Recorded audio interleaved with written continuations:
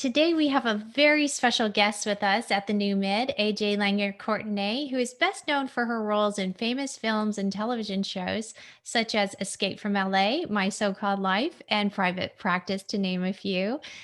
AJ and I met during a crazy adventure racing workout.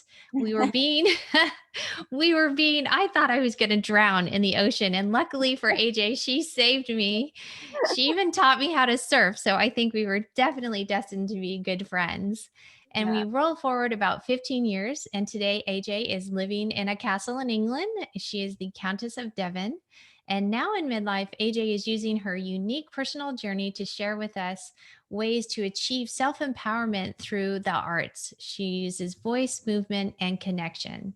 And at an early age, she was diagnosed with fibromyalgia that was so painful.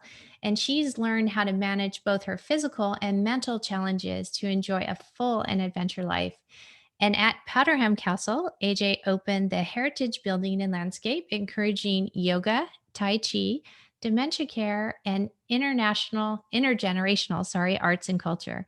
She champions an annual event, Powderham Live, which empowers the voices of young teenage musicians. She is one busy lady. She is a public speaker, trainer, health advocate, surfer mom, wife, and we can't forget Countess. Welcome, AJ. It is so wonderful to have you here on the New Mid.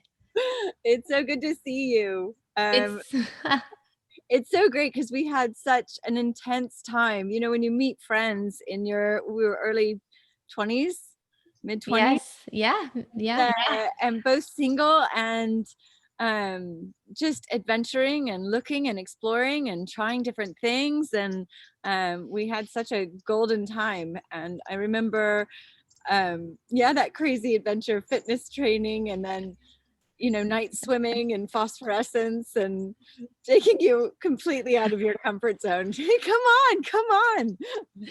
Yes, you did. And what was your red car? Was it Betsy? You had that red car convertible that we drove everywhere. Betty, bless her. Betty. Yeah. Oh, I love Oh, Betty. so sweet. A few years ago, we came back to visit, and Joss and I, my daughter, were driving in Betty, and all of a sudden the smoke started coming up. And we took I got this car when I was 16, and we took such good care of that car. Um, and as soon as the smoke started and it started making a sound, and I'm like, honey, I think I got to pull over. I turn around and she's crying. She's like, Oh. I don't want Betty to die. And I'm like, no, she'll be fine. But it was the moment that Betty died. And like, I knew. And she was like emotional, like it made Oh sense gosh. because she was such an entity that, Lots of good memories in Betty. right? Running up the California coast. My goodness. Well, And I wanted to talk to you because one of my favorite stories is how you and your husband Charlie met. Could you tell us a little bit about that? sure. I had just gotten my new house. I had just decided to take a break from work for a year. Um, and to take care of myself because my health had gotten really intense, challenges. And but then I had this girlfriend who I've known since I was 5, and her it was like her bachelorette in Las Vegas, and I was on a show at the time, so I was able to organize, like a really cool suite at the Hard Rock Hotel. And they're like, well, just come. And I couldn't drink or anything, but um so I decided to go because it was my group of girls I'd known for so long, and if I wasn't well, they would understand. Anyway, I got out there, and I was just holed up in the room, and they're like, "Well, come down and just have the first toast with us." So I brought my water, and I think they got me a Shirley Temple or something. And we went down, and I just walked into a bar and looked across and saw this guy and went, smacked my girlfriend, went, that one, yum. Um, he's very pretty. But then I noticed he was surrounded by this group of pneumatic blondes, and was like, ah, he's a pretty boy. And then he looked up and he smiled at me, and I was like, oh, what am I supposed to do with that? And he came over and we started talking, and it was just the weirdest thing. I'd been so single. I'd been so single for 7 years, lived alone, traveled alone. Um, my parents were pretty convinced I was gay. Yeah, I know. I could have told him you weren't. Well, um, but all of a sudden, it just clicked, and later on that night, someone walked by me and said, "Is that your boyfriend or your husband?" And I said, "That's my husband." He's like, "Where Wow. did that come from?"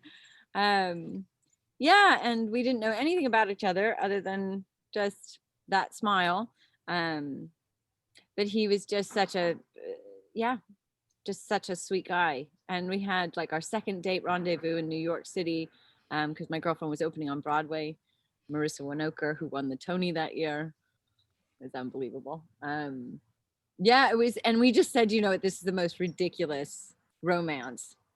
Let's just milk it for all it's worth, because it's not going to be, we're not going to make more of it than that. We met in Vegas, for God's sake. Cut to, what is it, Well, 17, 18 years later? I know. Well, what was funny though is you didn't know he was an earl or in line to be an earl, correct? And No, you, funny people like that don't necessarily just lead with that. right, right. But how he introduced that to you was hilarious. Well, he'd always had this thing where he would love to meet somebody and drive them up the driveway without them knowing anything about it. So with me, he was able to do that. There was no internet. There was no Googling anybody. He wrote me letters and called, and, um, it just didn't come up.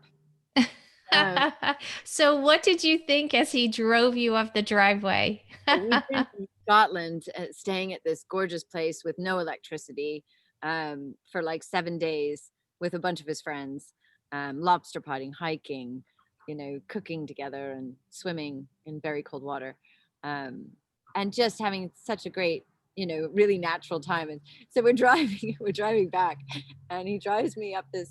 Well, he drives me to his aunt's house first, which is a castle.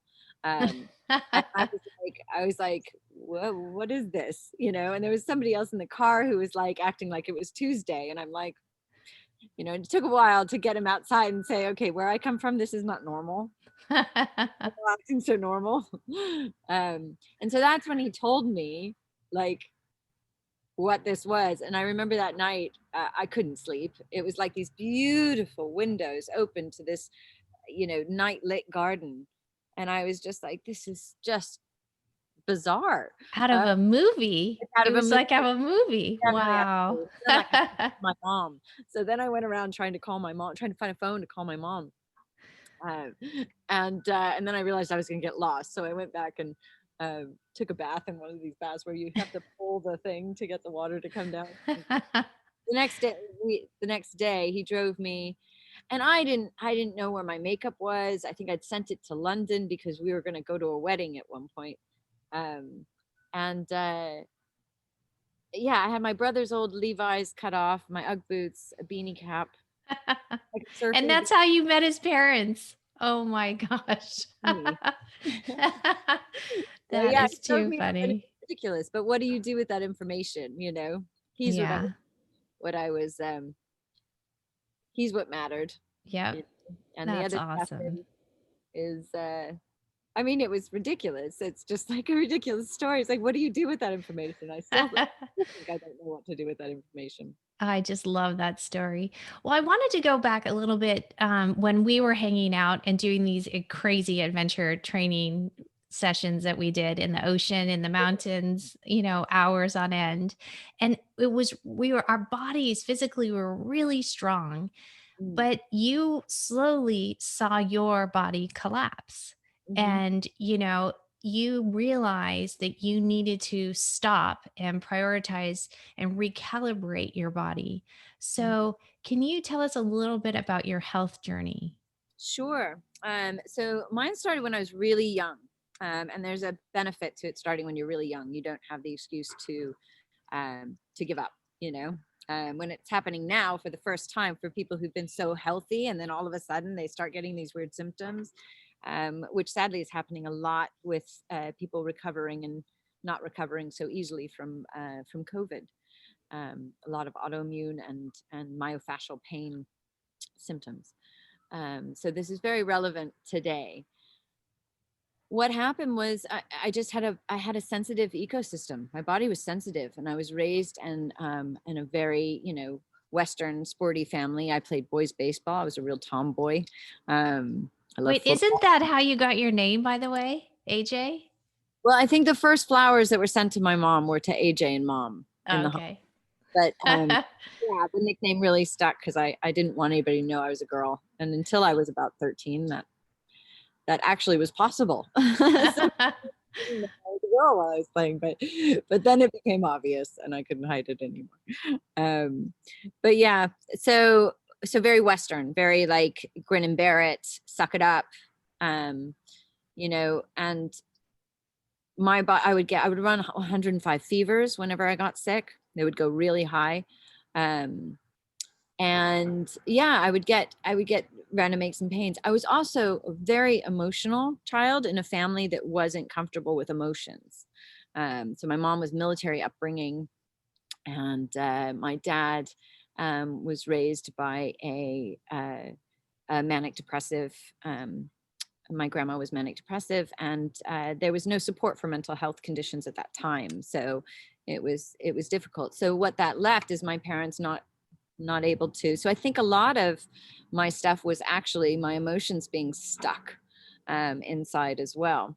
So that combination led my body to continue breaking down the sensitivity and the physical expression. I always say my body is very creatively expressive with its way, these things come out. So I get random symptoms of um, rashes or stomach viruses or, yeah, just incredible sharp pain. So I had a injury in a squeeze play, which in baseball is when you steal home. And I had a collision with the catcher and the pitcher. And my hip went out, and it didn't really recover. And then the pain kind of spread through my body, and these doctors, and it went on and on, and it wouldn't stop. And so when I try to run or I was also a cheerleader for a while, um, and a dancer, and I just kept hurting myself in class. I couldn't get through one class or one, thing. Um, but then the doctors couldn't find anything specific. So there was nothing structurally wrong. So nowadays people are studying the fascia more and studying the soft tissue. But the only time anybody would actually acknowledge that there was something going on in my body was a soft tissue worker. So a massage therapist or a kinesiologist or, now there's so many more modalities, but they were the ones that helped me. They were the ones that were empowering. The Western doctors gave me drugs and they wanted to cut me. And my body was so sensitive that if I went in and they took a blood test, they were going to find all these things that were out of balance. And I took supplements and I, exercised, but there was kind of this general chaos going on. And it got to the point where, yeah, I would be kind of disabled for periods of time and then go, feel like I'm going insane. And I would try these medications that they suggested, and I hated them. I had every side effect. They made me feel disconnected to myself. So through trial and error and just determination. A friend of mine asked once if it was on private practice. He asked if being an athlete really helped with fibromyalgia because he had a couple friends that had it that were really suffering. And I said, in some ways, no, because I push myself too much, and I don't learn how to relax. But then I said, no, I think it does help because it's that belief that you can find a solution, that your body is capable of more than you realize. And so when we met, that was kind of an extreme because I was in a lot of pain. I was working a lot. I had 14-hour days in 3-inch heels, and long weeks working. I think I was working on sitcoms at the time. And 3 months into every show, I would start to get sick and I would need a surgery or they would prescribe me more drugs. So I ended up working with kinesiologists and and then got into exercise, and exercise, adrenaline was my preferred painkiller. So if I exercised for more than 45 minutes, the adrenaline came in and I felt healthy. And I could calibrate my body and I could get in the ocean, and that there were so many things about it that were so good for me that I still do now, but just with a little bit more balance and awareness so that I don't, exhaust my adrenals, which is what happened. So I would exercise for 3 hours a day in order to feel capable, feel strong. I met a lot of people with fibromyalgia because I was a public figure, and it was very difficult for me. It's very difficult for everyone, but I had a real fear of the victimhood mentality that can come with victim consciousness that can come. And I was ashamed about it because I felt like I was being a victim. I felt like I was being pathetic when I was tired, when I couldn't keep up. And there's a whole thing. I mean, victim consciousness is a wonderful thing to look into for anyone dealing with chronic challenges, because if you can deal with that and get that out of the way, then your road to recovery and to resilience and to sustainable, adventurous life engagement is available to you. But I think one of the biggest traps is the victim consciousness, which is perpetuated by Western medicine with enigmatic conditions. If Right. Western medicine hasn't studied it, if they can't give you a drug and they can't cut you and do a surgery, then where do you fall? Right. And you And have to be your own self advocate for your own health Mhm. too. I mean, that's and you talk a lot about empowerment and empowering people to find their own voice and their own authenticity.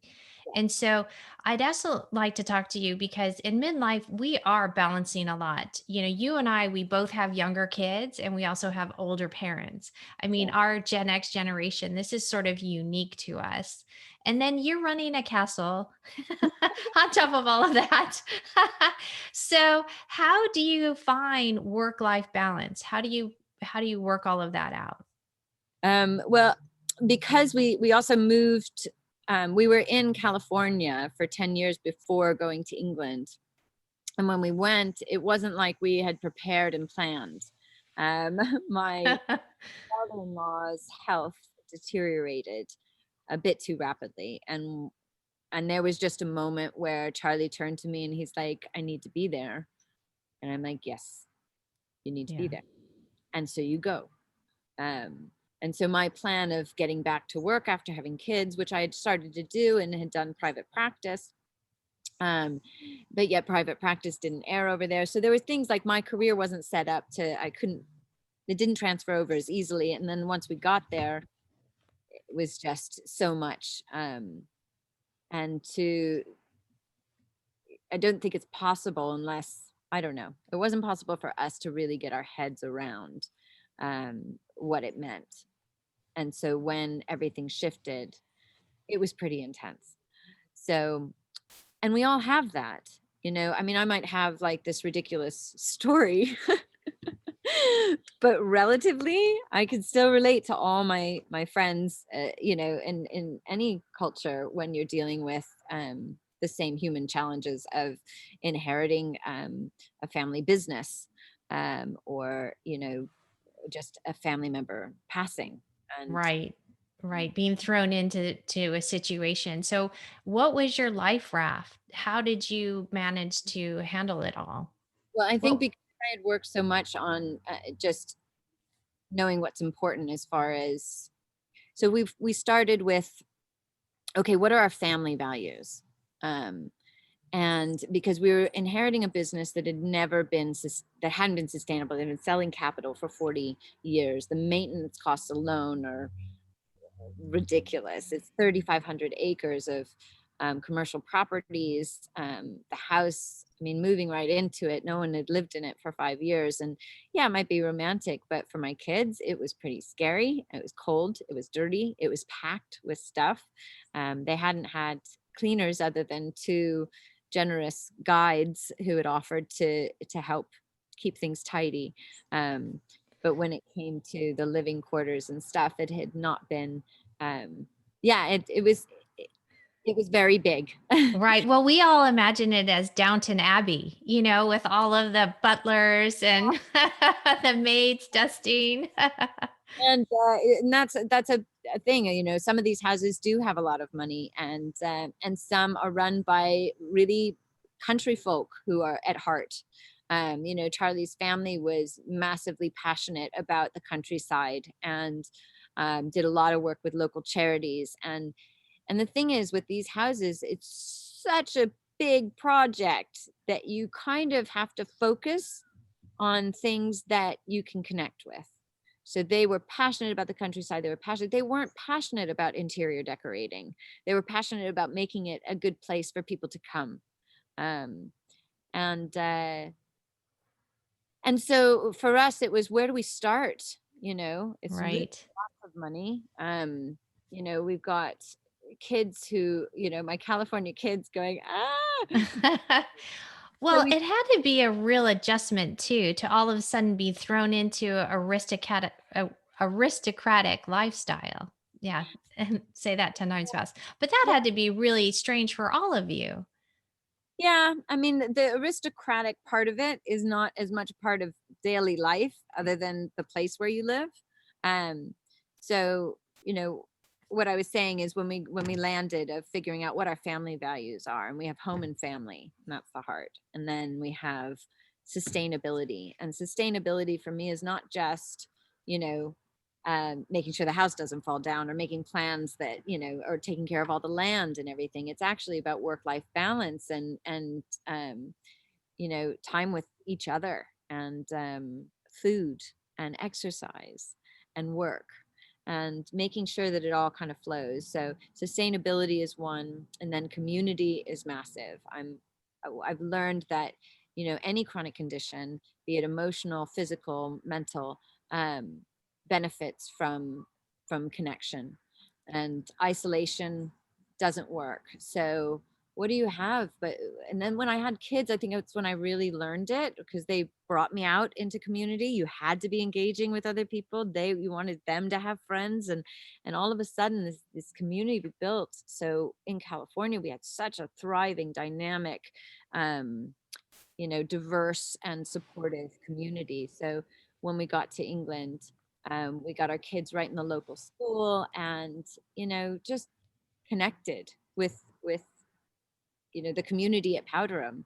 And so that was a priority. And then we have inclusivity, which, because of my in-laws' life and what they were taught and what they learned and what they experienced, they weren't necessarily as inclusive. So for us, that was a shift we were going to bring to Powderham, because obviously our lives taught us different things. um, and then we have authenticity, all of us staying true to yourselves, ourselves, and also making sure that Powderham stays true to itself, and that we're telling the truth about where we're at and what we want to do. um, and so authenticity is the next one, and then adventure. Just owning it, just owning that this is a big old adventure, that you don't have to have the answers all the time, that you're going to be, um, and a commitment to be excited by that, and to find the magic and to find the romance, because those are the lifeblood. And that's when my strap line of to facilitate health and happiness through connection with arts, culture, and community. And that came out pretty early on. And I was thinking it needed to be a separate social enterprise or community interest company, to really hold the umbrella for making it a healthy place for us, and really helping Powderham fulfill its potential as a hub for holding that space for people. It is one of the most spectacular spaces and places you'll ever see. It is right out of a novel. It It's is gorgeous. And you have done such amazing things since you've been there. I mean, really have transformed the castle. It's alive. Unfortunately, with COVID, people can't come as much, but I mean, you, AJ, have absolutely left your footprint there. It's fantastic, well, all I the do, things you guys have done. yeah, and I've got to give credit to my husband for picking someone that was completely out of the mold, and that's had its own challenges.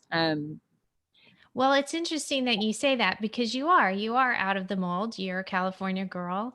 And, I would be remiss not to ask this question, but can you empathize with Meghan Markle? I mean, you're both actresses, both from California, and both married, Englishmen. So can you Yeah, empathize with her? I do. We're not, I don't know Megan. I've always thought about reaching out to her. But behind the scenes, I've just been a fierce supporter of, because I connected with, I'd just seen her work as a young woman, um, dedicated to social purpose.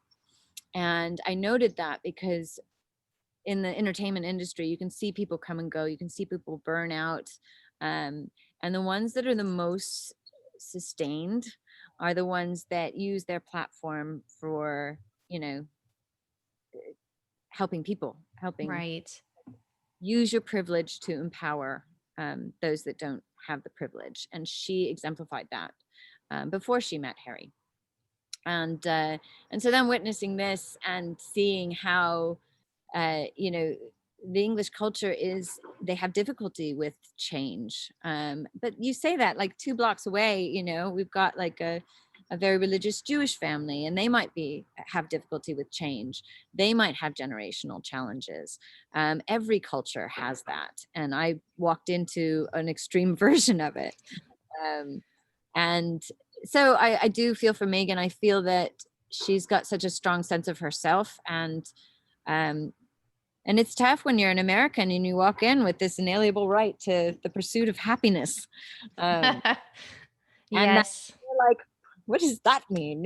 Like Well, I would and just sit down at the table, but what they saw was me walking in, standing on the table, and throwing my towel around my head. And sat down. But Well, we even joke too, though, AJ, because you have done so many amazing things in your career. With My So-Called Life. It's like you were on Seinfeld, Wonder Years. You've done so many different things, but we laughed because they're a tabloid focused only on Baywatch so they could publish a picture of you in your bikini. I mean, we were like, "Really? Like that's what you're focusing on?" yeah, yeah, it was really funny. And then they insisted that I was a Baywatch babe, which I wasn't. I did a couple episodes when I was 15, and um, but it's fun for that culture, and English culture does have a really good sense of humor. It can be a bit dark, and it can be very, you know, subjugating to women at some points. But Well, actually, I married a British man too, so I do understand that dark British humor.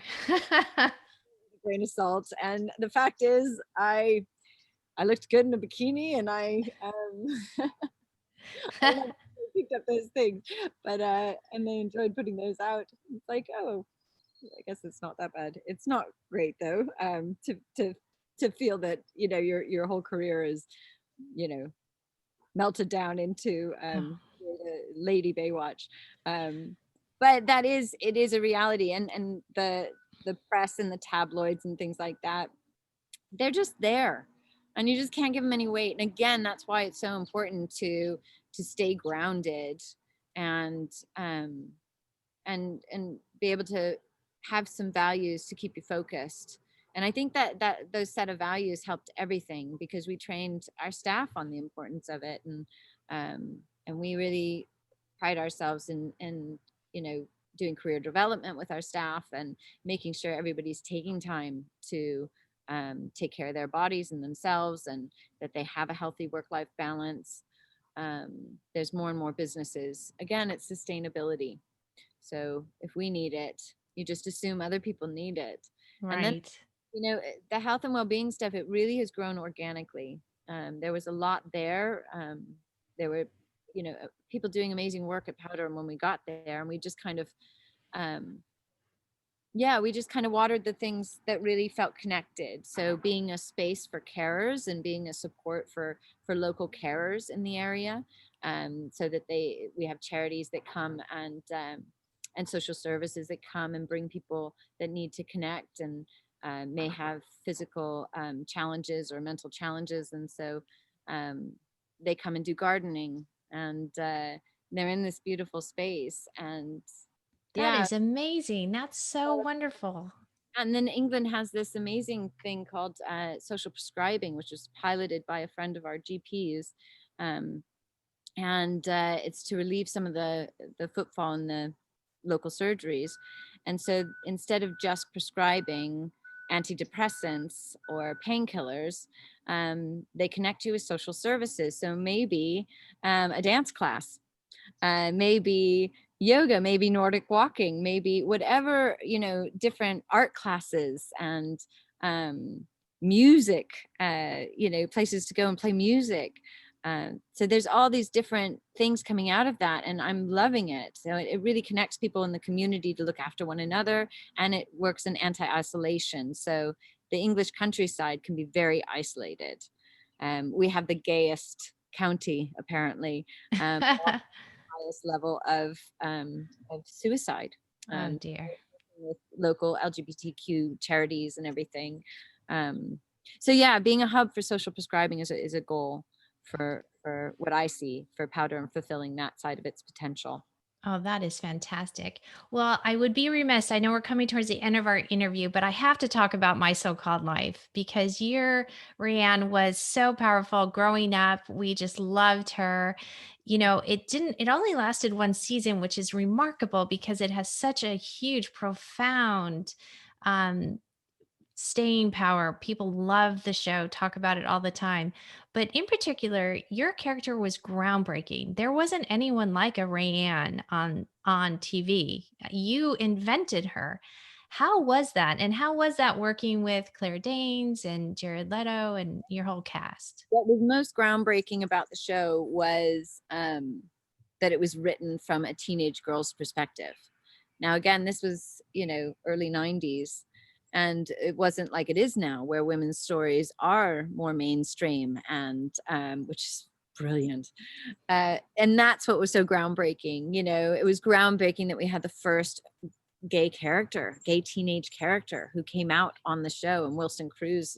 I mean, go and check him out now. Check out the work he's doing. He's amazing.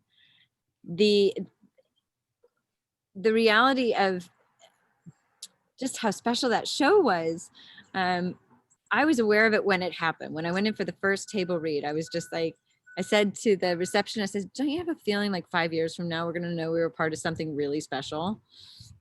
And what is it, 20 some, almost 30 years now? We sat down during lockdown, and I had my god kid with us, and my kids, and my husband, and we all sat down and watched an episode a night until we got all the way through it. My daughter is 13. I haven't watched it all the way through. I don't know if I, I don't know, in like 15 Wow. years, I don't know if I'd watched it all the way through. Right. That's amazing. And And to watch it with your daughter, what was that like? Oh oh, my gosh. and then to watch it as a 46-year-old woman, a mom, and my husband and I are looking at each other going, oh my gosh, this is really intense.